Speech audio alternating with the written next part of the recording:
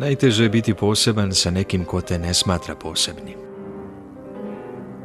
Najteže je osjećati se dobro sa nekim ko te ne poštuje i sve tvoje, sve što si uradio, dovodi u pitanje. Sa nekim ko u samom startu obesmisli svaki tvoj pokret, svaku tvoju reč i tako svaki dan i tako uvek.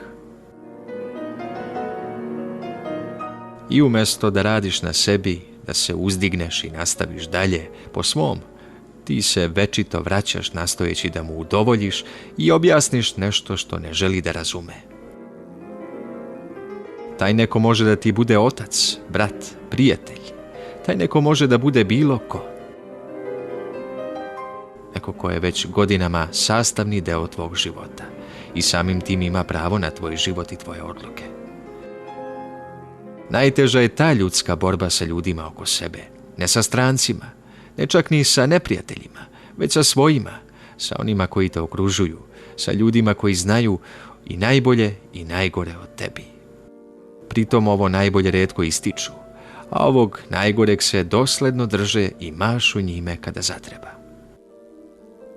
Najteža je borba sa onima koje gledaš svaki dan, sa onima koji imaju ključeve od tvog srca i vrlo lako mogu da ih upotrebe igrajući na kartu tvojih slabosti. U stvari, ne moraju ni da se mešaju. Mogu i da podrže, sasvim je dovoljno što znaš njihove stavove, njihove ranije reakcije i odnos prema tebi i to je dovoljno da te uvek iznova i iznova sputavaju i obeshrabre. Najgore je obezvređivanje, nemogućnost čoveka da nametne svoju priču, da izrazi sebe i večito prilagođavanje većini koja sprovodi svoja bezlična pravila. Kako pričati kada znaš da će sve što kažeš izazvati podsmeh? Kako pevati kada znaš da neko ne veruje u tvoj glas? Kako se radovati kada znaš da nekoga vređa tvoja radost? Definitivno, treba staviti tačku i otići. Ali kako kada uvek u svemu stavljaš 3 tačke? Kako u ovom životu, tako i u ovom tekstu.